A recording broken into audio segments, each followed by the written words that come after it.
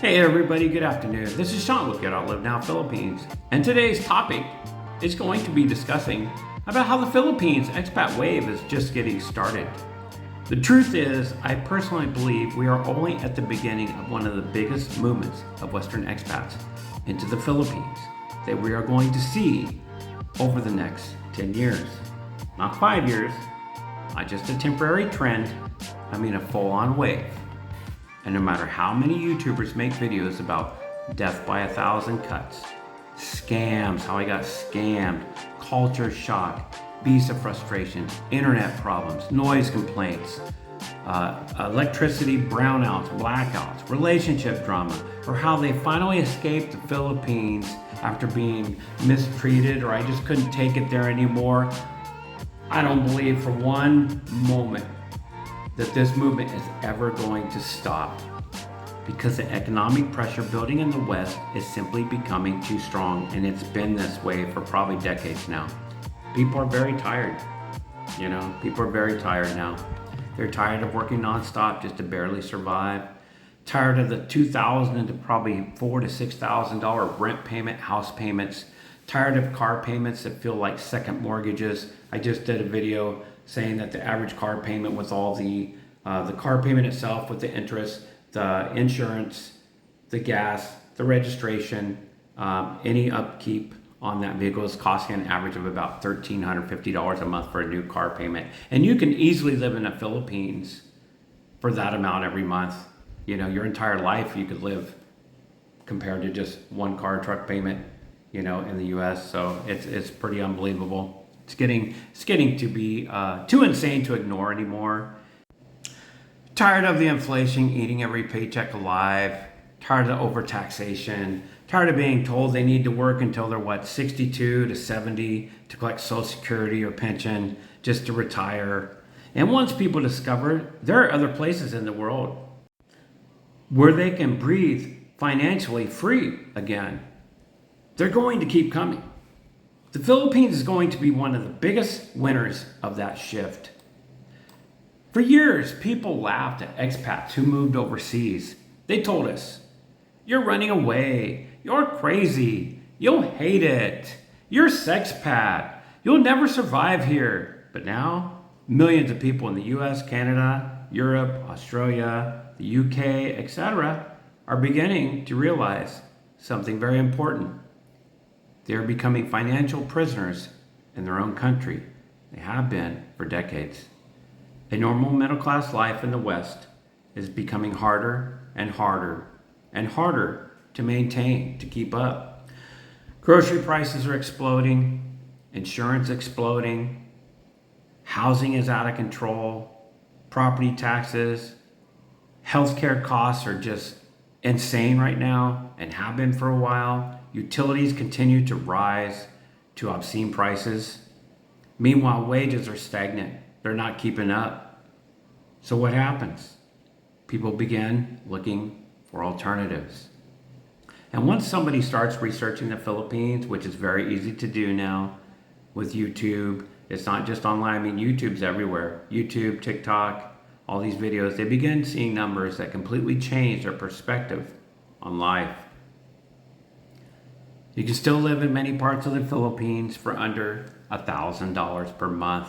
And that's always the key. If you can live under $1,000 a month, it just blows their mind. If you live reasonable and adapt to the local life, it's very doable. I'm doing it, been doing it for the first 4 months here, and I can continue doing it for probably the rest of my life. Barring any major medical catastrophe or, you can't predict the future. But I've insured myself for that if it does happen. That single fact alone is enough to attract massive numbers of retirees, remote workers, pensioners, veterans, YouTubers, online workers, and people simply burned out by Western life. And even the younger generations are really taking a look to see if they can get out of that Western lifestyle where they're just a complete slave in it. And before people in the comments start screaming, well, technically you need more than $1,000 a month. Yes, of course, some people spend more. Some expats spend $2,000 a month, $3,000 a month. Some even spend $5,000 or more a month trying to recreate, California or Europe and Southeast Asia. But that misses the point completely. The point is a person who is financially drowning in debt in the United States can often move to places like Dumaguete, Cebu, Davao, Iloilo, or Sidio, Cagayan de Oro, and immediately reduce their monthly pressure dramatically. That changes everything psychologically. And here's another thing most people refuse to admit. Many expats moving to the Philippines, they're not looking for luxury. They're looking for relief from stress, relief from financial pressure, relief from isolation, relief from endless work culture, relief from feeling like life is nothing but bills and survival, relief from loneliness, having no friends, don't really get to see if they have any kids, they don't see them, or they don't see their grandkids. Nobody comes to see them anymore. Like, why stay there and keep paying these insane financial obligations every month? That is why the Philippines is so powerful and continues attracting foreigners despite all the negative videos online. And quite frankly, all the negative videos are really mostly for clickbait. There's so many more good stories in the Philippines. There's so many more good Filipinos and good Filipinas than the ones that you want to say that are scamming people. It's amazing once you get here. Because for many people, even the problems in the Philippines still feel easier than the problems they left behind or that they will leave behind. Now let's talk about the cities that continue growing with expat populations. Dumaguete, one of the most safest cities in the Philippines and in the world. Dumaguete has become legendary among retirees and long-term expats. No matter what you hear. I mean, you hear all these, the Dumaguete stories and all this stuff. I just laugh at it because I'm here in Dumaguete, Bacong, Dowan, around this area, Valencia, and all I see is good people, good expats. I haven't ran into a bad expat yet. And I've ran into so many different expats, like where they're from, who they are, how they look, whether they're single, they're married, they have a girlfriend, they have kids here, mixed kids, and they're always so nice to me. They are just always so nice to me. I haven't even had the ones that are coming up like, oh, I got a business deal for you. Now, yes, some will maybe ask for money, and I just don't loan money, but nobody's actually, come at me, wanted to fight me or said something mean to me or you're in my way or where are you from and you don't know what you're talking about. That usually happens online. And so why do these expats come here in Dumaguete? Because it still feels manageable. It's smaller, slower paced, less overwhelming than Manila. The cost of living is lower, still lower, even though the prices have went up here in the past 10 years. English is widely spoken, mostly. The expat community is established, and many foreigners say they feel more peaceful here. You can go online in these expat forums and Facebook, and you can just ask questions on there. And I'd say 99 times out of 100, you're going to get people that, are going to give you some answers. You're going to get a little flack on there. But most people, they're going to have the answers that you need to your questions. And you're not going to just get one answer. You're going to get probably 10 to 20 multiple answers for every question that you ask, which is really great and helps you adjust and set up your foundation and your base here in the Philippines and in Dumaguete. Multiple expat guides continue listing Dumaguete as one of the best retirement locations in the Philippines because of affordability and lifestyle. You can still find apartments and local style living arrangements here that are dramatically cheaper than what people pay in the West. And once someone experiences a lower stress life near the ocean with warm water year-round, it becomes very hard to go back to anything in the West, let me tell you. Now you got Cebu City. A lot of vloggers in Cebu City. Everybody seems to be loving it over there. Long before I came to Dumaguete, I had been in Cebu City around the island, so I always loved Cebu. I had just never been to Dumaguete, and I know it was an easier place to transition and retire, and you have all the local government services here, and that's why I came here. I'd never been here before. I had been invited here before, even back in 2009. There were girls that were inviting me to come to Dumaguete. Said, oh, you should come here. Lots of expats here, even back then. But I never found the time to make it here, could never make a separate trip over to Dumaguete. So Cebu continues growing as one of the top choices for expats, digital nomads, and retirees. Why? Because it offers balance. You got modern malls, advanced hospitals there, international airport access in Mactan. You got great restaurants, great condo living, co-working spaces. You have very strong internet in many areas in Cebu City, and still far cheaper than major Western cities. Several expat and nomad reports continue ranking Cebu highly because of affordability combined with infrastructure and community. Now, for many foreigners, Cebu feels like the perfect middle ground between comfort and cost savings.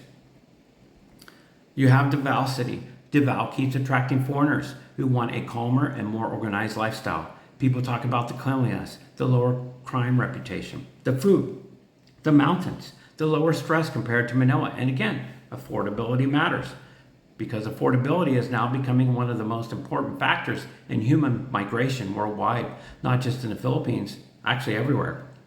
People are chasing economic survival now. It's a complete shift, guys. Iloilo City. Iloilo is another city quietly growing in popularity. Many expats describe it as very clean, calmer, and less chaotic than larger urban centers. It has a modern development while still maintaining lower costs than many major cities. And this is exactly the type of place future expats are going to keep discovering over the next decade. CDO, Cagayan de Oro. CDO is another city many expats are beginning to pay attention to and have for quite a while. Lower costs, growing infrastructure, access to nature, a developing economy. Again, all the ingredients that attract long-term foreigners looking for a reset in life. Now let's talk about the elephant in the room that everybody is just sitting there, right? And everybody wants you to talk about it. But most people, either they're gonna do like a negative video or they're just never gonna talk about it. And that's the negative expat videos. Every week somebody uploads why I left the Philippines, the truth about the Philippines, the real truth, right? The real truth, like nobody else is telling the truth about the Philippines. Like we're all lying. The scams nobody warned me about. Well, I think they pretty much warned you about all the scams that have happened and have probably never happened or never will happen and that they've just made up and pulled out of their ass. Why we regret moving. Death by 1,000 cuts. How many times do we have to hear that? And I've been cut a lot more times in the United States than I have in the Philippines, let me tell you. And look, some of those complaints are legitimate. The Philippines absolutely has problems, like any country does. Traffic can be brutal sometimes. Infrastructure can frustrate people. Noise can drive some foreigners insane. Brownouts happen fairly often. Internet can fail. Government paperwork can be exhausting. Some foreigners absolutely get financially destroyed by bad relationships or terrible decisions. And mostly it is from their terrible decisions that they make. They're like these older men, they get to be like little children. You know, they can't think with a large head. They're always thinking with a small head. And that's always going to be a bad decision. But here's what those videos never stop. The next wave arriving. Because every single year, new foreigners discover the Philippines for the first time, men and women, not just men anymore. And many of them look at those complaints and still think, yeah, but I still can't afford my life back home. That is the key point. They're looking for affordability. People underestimate how powerful economic desperation really is. When someone is drowning financially in the West, they begin tolerating inconveniences they never would have accepted before. Suddenly, a slower internet connection becomes acceptable. A simpler apartment becomes acceptable. A smaller lifestyle becomes acceptable. Because the trade-off is freedom from constant financial panic. And millions of people are approaching that psychological breaking point right now. Another reason I believe the expat wave will continue growing is remote work. The world changed permanently after remote work exploded. Now you have people earning Western income while living in lower cost countries. That changes global migration forever. The Philippines is increasingly trying to attract remote workers and digital nomads through visa options and long stay programs. And once remote workers realize they can live near beaches or in the mountains or anywhere they want, hire help affordably, eat out cheaply, and dramatically reduce living expenses, many never want to go back. The Philippines also has one enormous advantage over many other countries in Asia. English. Most speak English. It's taught in school. That matters more than people realize. For Americans, Canadians, Australians, and Brits especially, moving somewhere English is widely spoken reduces fear dramatically. That makes the Philippines easier for many first-time expats compared to countries where language barriers are much stronger. And then there's culture. Filipinos are generally known for hospitality and friendliness towards foreigners. That doesn't mean every interaction is perfect. That doesn't mean that somebody's going to say something in their language behind your back. It's done in all languages. I see people in the US do it to people. I've seen people in Mexico do it to people. I've seen people in Canada do it to people. I've seen people in Korea do it to people. You know, anywhere I've ever been, any country I've ever been in, people are always going to talk about you in their own language. I mean, because that's their comfort level. But it doesn't always happen. You know, most people are friendly here. Most people are honest here. They're going to help you if you ask them a question, or at least try to help you. But many expats genuinely feel more socially welcome in the Philippines than they did back home. And for lonely retirees, or isolated older men especially, that emotional factor becomes huge. Some people criticize that reality, but it's true. Human connection matters. Now let's talk about something controversial. A lot of people online act like every expat who leaves the Philippines somehow proves the country is failing. That's nonsense. Every country has people who fail there. Every country has people who cannot adapt. Every country has people who make terrible choices. And honestly, some people simply cannot handle living outside the culture they grew up in. That's fine. You know, my country's the best. It's not safe to live anywhere else. I mean, those are just propaganda slogans that every country's been, just basically force feeding their people for decades now. And that's fine. But the people leaving do not cancel out the thousands still arriving. Not even close. I personally think the next 10 years are going to bring a massive increase in retirees, remote workers, YouTubers, online business owners, veterans, pensioners, divorced men restarting life, burned out workers, younger digital nomads, people escaping high-cost cities. And actually in the West, I think almost every city is a high-cost city now compared to the Philippines. And they're going to spread out throughout the Philippines, not just Manila.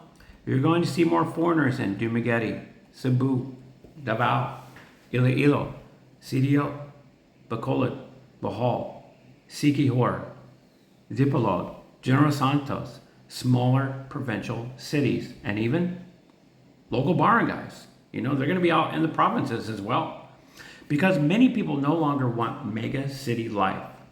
They want affordability and peace. And another thing people ignore is demographics.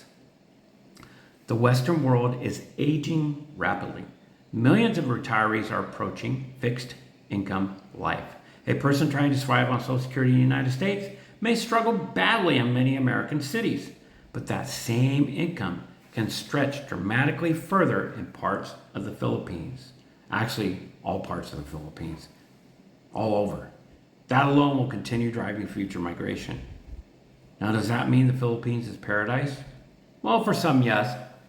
But overall, no, it's not. It's not just paradise. Absolutely not. Anybody telling you the Philippines is perfect is lying. But perfection is not what people are searching for anymore. They are searching for sustainability. They are searching for a life they can actually afford. And in many cases, the Philippines still offers that possibility. There's also a psychological freedom many expats talk about once they arrive. They stop obsessing over endless consumerism.